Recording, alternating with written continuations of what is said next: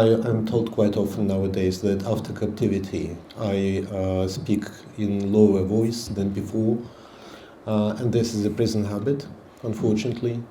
I'm getting used to be a free person again, but unfortunately some habits, they hurt, so it's very good to have a mic.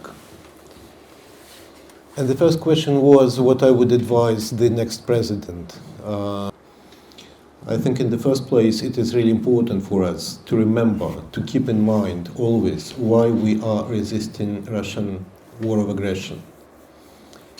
We have a fundamental set of values which are important for us, which are our cornerstones, and they do not exist inside the Russian world.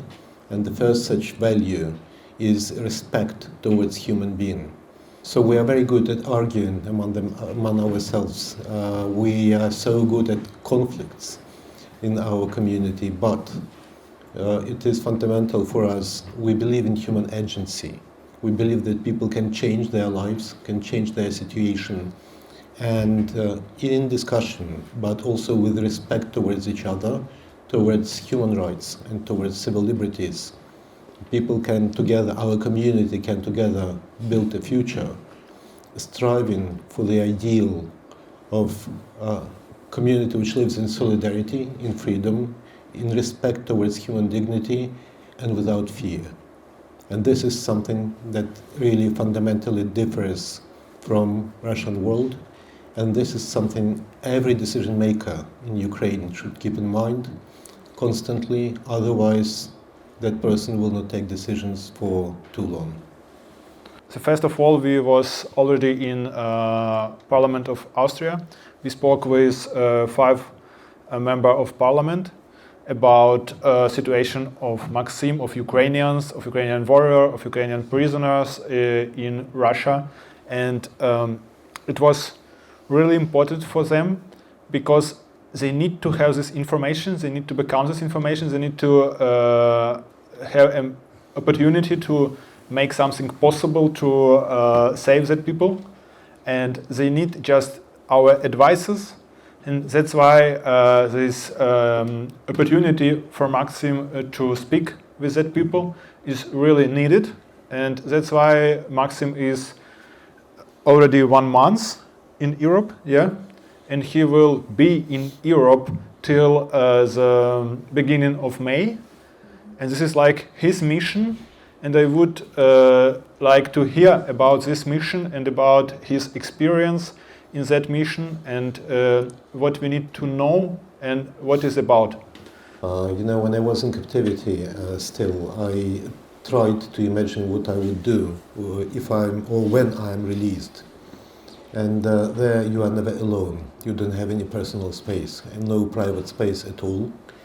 You do everything being watched by someone, either guards or other inmates, also those who are sentenced for criminal offenses. You sleep together, you eat together, you take shower together, you work together, you go to the toilet together, you do everything together. So I really wanted to, when released, to find a place and not to see people for some time. And it never happened. Not yet, at least. But there were already trips to the United States to speak at the UN Security Council, to the European Parliament in Brussels, to the Parliamentary Assembly of Council of Europe in Strasbourg.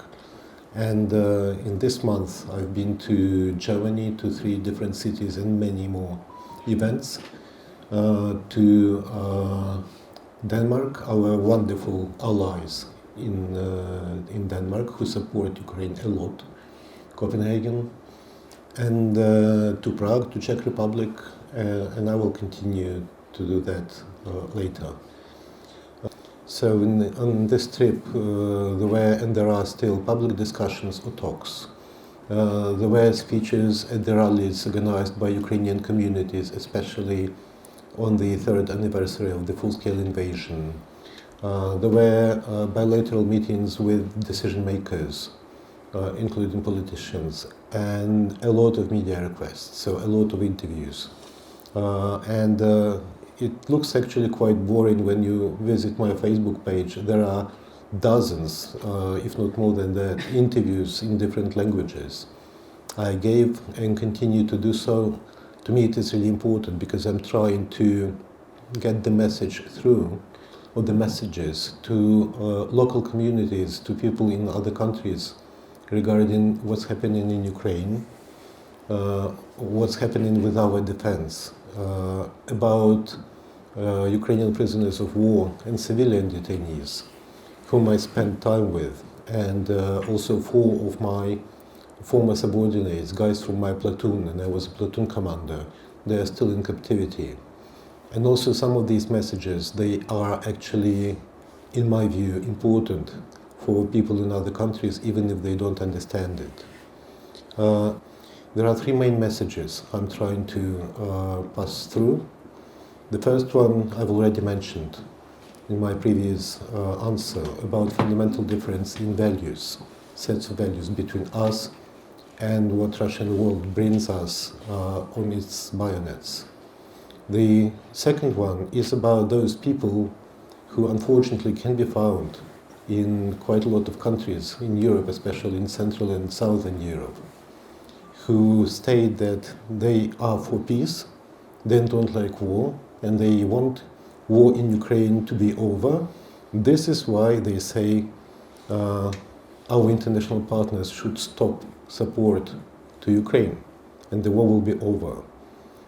They live in free society where everyone has a right to express his or her own opinion. But the thing is that I really call for intellectual honesty. Let them just be honest and say that they side with Russian aggressors, that they support Russian genocidal war because they want Russia to erase Ukraine, erase Ukrainian identity, they support foreign troops coming to Ukraine and killing hundreds of thousands of people. They support this genocide, let them say it, honestly. Not trying to pretend hypocritically that they are for peace, and this is why.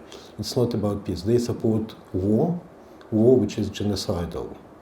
And the third message actually is a direct consequence of the first 2 points, especially the first one. There are quite a lot of people here in Western, Central and Southern Europe especially, who perceive what's going on in Ukraine as some distant Russian-Ukrainian story, which does not affect them and will never affect them. I have bad news for them. It's not about only Russia and Ukraine. It is about the whole Europe and beyond. It is about all 3 people. We are defending more than Ukraine. And if we did not defend, they would learn the fact that they are already involved in this story in the most painful way possible, same way actually we experienced at the end of February 2022. And I really wouldn't like to see that. Sorry that I just used my phone to read the text message. It was a text message from one member of Parliament of Austria that we just met before, and she wrote me that it was really important our meeting today, and it was needed, and it will be proceeded to realize some steps to help Ukraine and Ukrainian in this problematic, and it is needed, and it needed to be here, and they want to be active in that direction. And what I'd asked before in Parliament, it was my ask to Maksym after he gave us information about his prisoner's time. It was like information about he was there, he was not alone, it was not only warriors, it was some civilians, and it was some people from another nations. They stay for Ukraine, and I asked him or if it was the same problem or the same conversation from side of Russia with him as a warrior, with another people as a civilian, and with another people as people from another states. And that's why I want to ask the same here. When it comes to those whom I actually met in captivity, I didn't meet many foreign fighters who fought for Ukraine. Well, I've heard that they are treated in the worst possible manner because they are considered to be mercenaries. But mostly I met either prisoners of war or those prisoners of war who were sentenced on fabricated charges for alleged war crimes. Same story with me. Just for you to remind you that within a couple of months of my captivity, the group of investigatory committee of Russian Federation arriving from Russia, started to fabricate charges and force POWs to sign confessions. And I was sentenced as a war criminal on fabricated charges by Russians to 13 years of penal colony, of strict regime.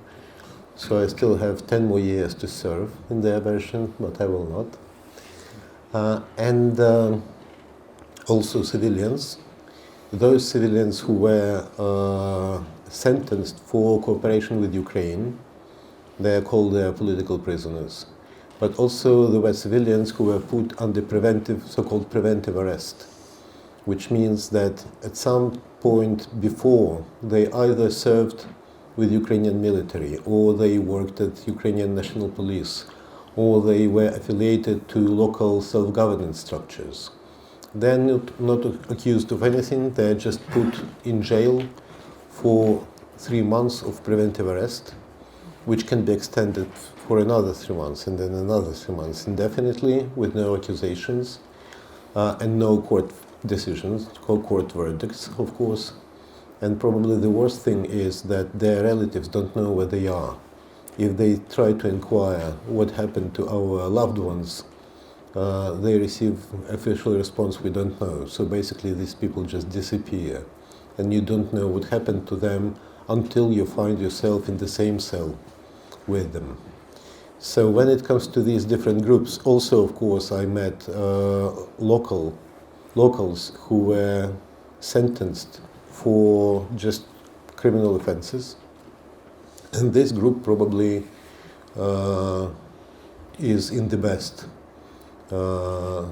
situation, because Ukrainian POWs are treated quite badly, especially in the first months, which were filled with atmosphere of fear, violence and pain. Civilian political prisoners in the process of so-called interrogations or investigations were tortured, all of them. And yeah, I would say that if you commit a crime, just a usual crime, you are in much better situation than if you are a Ukrainian prisoner of war who took up arms to defend your country, or Ukrainian national who is sentenced for being just Ukrainian.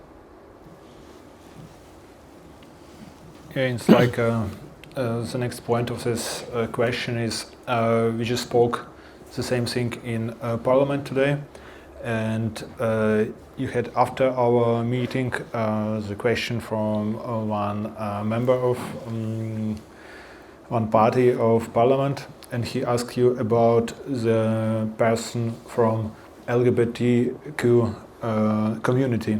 This is like also the next thing that we need to say about, because this is like that human rights, and these human rights are nothing in Russian Federation. And I want you to ask about it, because it's really important for Austria, for Europe, because this is like the main thing in Europe, that everyone have human rights. These human rights are not on the... this is like the main thing in our community, in our liberate democracy. When I was sentenced and transferred to the other part of prison, where those charged with criminal offenses were held, where regime was much lighter and the treatment was better than Ukrainian POWs. Among other things, they had TV in their cell. And when there is TV in the prison cell, it is never switched off. It works 24/7. So I had to swallow, unfortunately, quite a lot of Russian propaganda shows. Not the best experience I've had in my life, although it was quite interesting. And I realized that I did not understand before to what extent homophobia is a cornerstone of contemporary Russian ideology. In every propaganda show, especially those ones which are hosted by infamous Russian propagandist Olga Skabeyeva, there was a special part dedicated to LGBTQI people and to, as they call it, degraded liberal West, which is filled with perverts and which has forgotten what traditional values are, and Russian soldier is ready to remind this degraded liberal West what traditional values are. It is at the same time integral part of Russian prison subculture. This is where they intersect and intertwine contemporary Russian ideology and traditional Russian prison subculture. They are very similar in this regard. So, of course, to belong to LGBTQI plus community and to find oneself in Russian prison or in Russian captivity, it is really a tragic story. And this is one of the reasons why so many people I know from LGBTQI Ukrainian community joined the forces of defense of Ukraine in the very first days of the full-scale invasion. And after all, I want to ask you about the meaning and the mindset of Russian, because we just spoken about it, that it can be some people who wanted to help Ukrainians there, and is it a real thing that we need to search and find good Russian, or this is like a taboo? When it comes to good Russians, not good Russians, but proper, good human beings.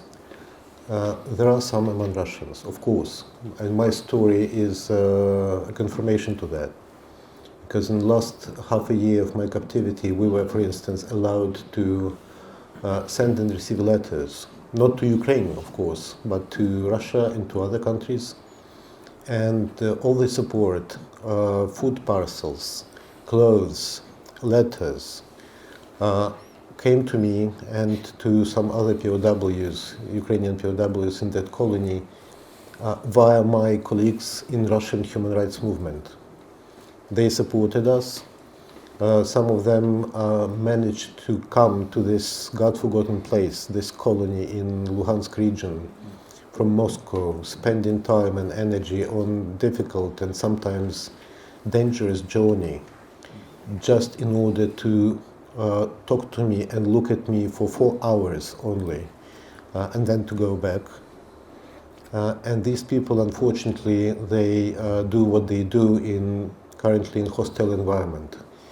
Not only when it comes to Russian state authorities, but when it comes to Russian society as well. We can hear sometimes statements from Russian oppositional politicians that, the Russian regime is bad, but Russian people are good, that they don't support war, that they actually don't like war. I'm afraid this is not true. Russian people support this war, they endorse it, they wage it, or at very least they tolerate it. So those few persons among them who actually now go through the most terrible tragedy in their lives, they know very well that this is a matter of time when they will have to either leave the country or go to jail. but they continue to do what needs to be done just because they respect human dignity, because they understand, because they live in solidarity and they understand that this is something important. Yeah, there are very few. They are not good Russians. They are just wonderful human beings, and I'm really worried about them. And after that, I just need to ask you, what needed to be done from Europe to save our peoples, to save Europe from the Third World War, and to save our humanity for damaging himself? So I will start with the final points. The best and the least Europe can do actually now is to finally set up the coordination mechanisms when it comes not only to common political decisions but also to common defense. We see that the system where European security was closely tied with the United States seems to be coming to an end. And also in very practical terms, for instance, Europe should coordinate its efforts to increase the production of armaments. And of course, the very least Europe can do is to increase its support of Ukraine, because Ukraine is now a European country which fights to defend Europe. So it's not everything, but it's the very least.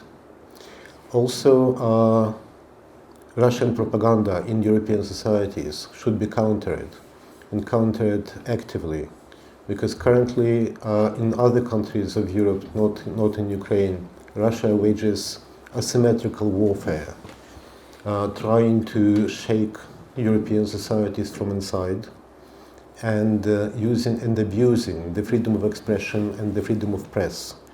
As soon as any Russian propaganda media outlet is limited in its activities, they start to cry, shout about violation of freedom of press, violation of freedom of expression, freedom of expression which does not exist in contemporary Russia at all.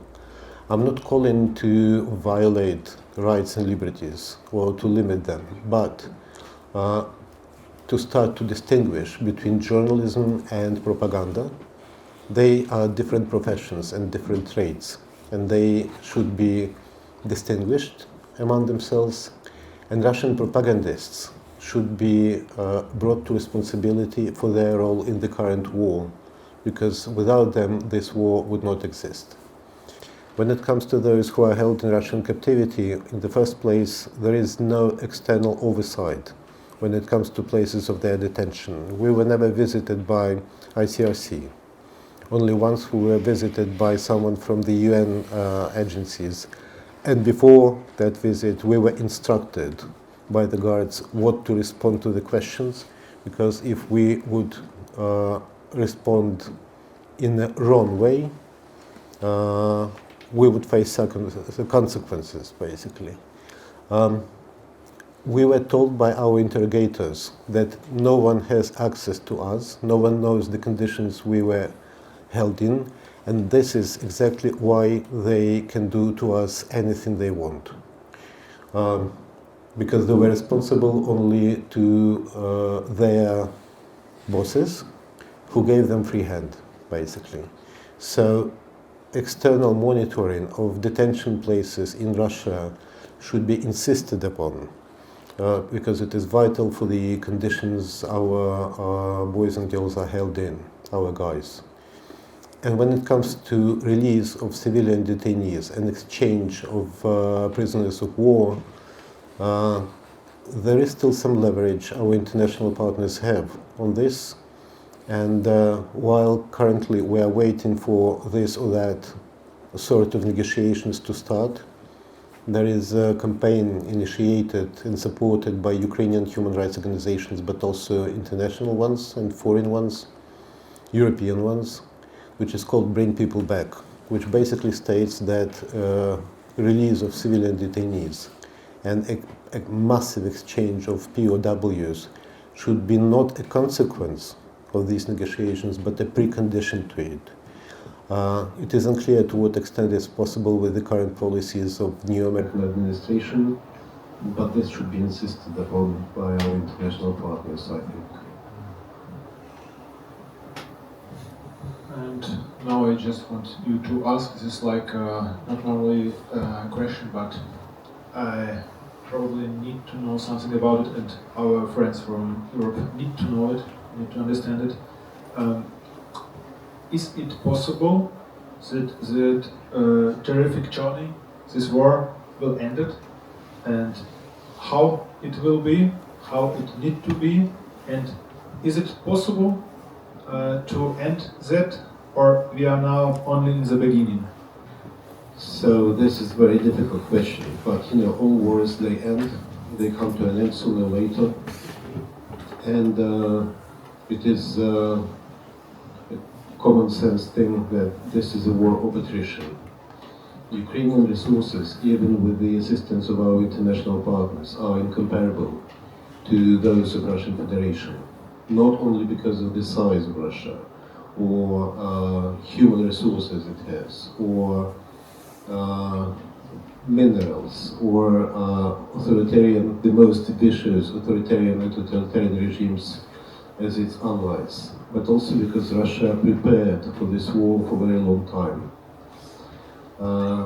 And due to that, this war will come to an end. But the question is when and especially how.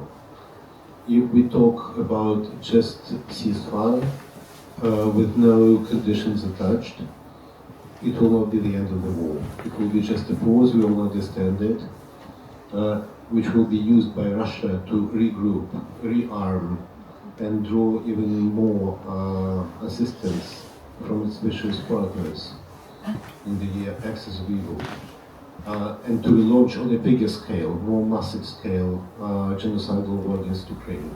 So the only possible peace, at least temporary, can come only with the real security guarantees to Ukraine from our international partners.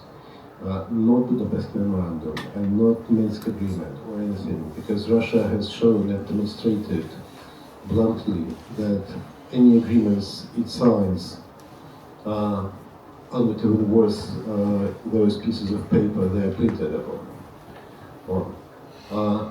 We need technical, practical, very precise mechanisms, what kind of assistance, military assistance, at what scale will be received by Ukraine from its international partners in case of continuing Russian aggression. This is the only real precondition to at least temporary peace. And also it's very clear that Ukraine will not cross, they say, certain red lines. And one of those red lines is it will never recognize occupation of part of its territory.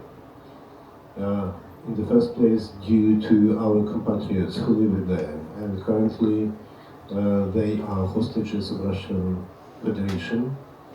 And second, if Ukraine would suddenly decide to recognize occupation of its territory, then it would mean that in Europe, in 21st century, one state can invade the neighboring country, take over part of its territory and get away with it. And this is intolerable, and Ukraine will not agree to that. The next question is like inside of Ukraine. We have now many points of view what we need to do with our Ukrainian people that need to leave Ukraine, and they are living now in Europe, and we have some new mechanisms, we have new Ministry of Unity in Ukraine, and my question is what we are doing basically wrong in Ukraine. We try to fix some short-term problems, and we forgot about that the main thing is middle-term question and long-term problem and question that we need to working with. And this is my question that's really important for every Ukrainian, because I know that some people have many different meaning to that situation, what we need to make with that people. We need to say that we forgot these people, or we need to give the people a chance to raise the children of them, and the children can be like a motor for anxiety and existing of our Ukraine and for building of Ukraine with new principles, because some basic things are not good enough or maybe not perfect in Ukraine. What is your mind? You know, a certain time ago, about a month ago, Ukrainian think tank Frontier Institute held a conference which was called "What kind of migration?" Wow. What kind of migration is needed for Ukraine? And actually, I liked it because a few years ago, or maybe more than 10 years ago, the question would be worded differently: if Ukraine needs migration at all. It does. But when we talk about migration, we are not the first society which goes through tragic events and massive forced migration of people abroad. When we look at other situations of similar nature, we'll see that in every such situation, a significant part of those who left the country never came back. And it is natural. I don't think it's a bad thing or something. People integrate in the new place. They find new social environment. They find jobs. They find their loved ones. Especially if these are young people, they get better knowledge and new knowledge. They are educated in their country of destination. So there are two strategies here. One is just to say, okay, you never came back, then we'll ignore your very existence. And I think this is a bad strategy. What's best to do is to create conditions in Ukraine under which Ukraine would be attractive to go back. Otherwise, it is just forcing people to return. I truly believe deeply that every human being has a right to freedom of movement and free choice of place to live. But there is a second strategy. People who stayed in their current countries of asylum, let's say bluntly, and who integrated here, they can be ambassadors of Ukraine, actually. They can help both Ukraine and accepting societies developing and implementing common projects. If they don't lose their ties with Ukraine, and they might not lose them if Ukraine will continue to support them wherever they are, because they are Ukrainian nationals. This, I think, would be profitable for both accepting societies and communities, for Ukraine and for those people as well, on both systemic and very just human level. And this last question for me, it's important. I just want you, Maksym, to share your mindset, your idea, what Europeans need to make to defend ourselves, to defend Europe, to defend all of us, and what they need to do. This is like a main option is in the last question for me. What I would say to people in European Union countries, what I'm saying actually, quite often nowadays, I dedicated many years of my life to human rights defense, to human rights activities. It was not work, because you cannot do human rights 9 to 5 in your office and then go home and you leave human rights in your office. It doesn't work this way. I always hated war and despised violence, because I think that violence actually dehumanizes us and makes us less human. I'm anti-militarist in my mindset, and this is specifically why on the 24th of February 2022 I went to the collapse station and currently I am a senior lieutenant of the Armed Forces of Ukraine. I would say that a lot of people in the European Union countries take freedom for granted. They think that this is a usual part of their everyday lives. while actually freedom should be protected, nourished, defended, and developed. Because if you won't do that, sooner or later there will be someone who will come around and try to take it from you. There are people who maybe think that freedom is overrated, and maybe it's good to try something else by voting for the far-right populist parties, or by calling for to stop support of Ukraine. The thing is that this is a one-way ticket. If you will lose your freedom and within some period of time will realize that it was not such a bad thing, maybe you should take it back. It will be utmost difficult to do. Because, under authoritarian regime, authoritarian rulers will try to do everything to prevent it. So I would say that please defend your freedom, protect it, treasure it, and as anti-militarist, I would say arm Ukraine, give us weapons as much as we need, because we are currently defending not only ourselves, we're defending all of us and the most important things we built our lives upon. Дякую. Thank you.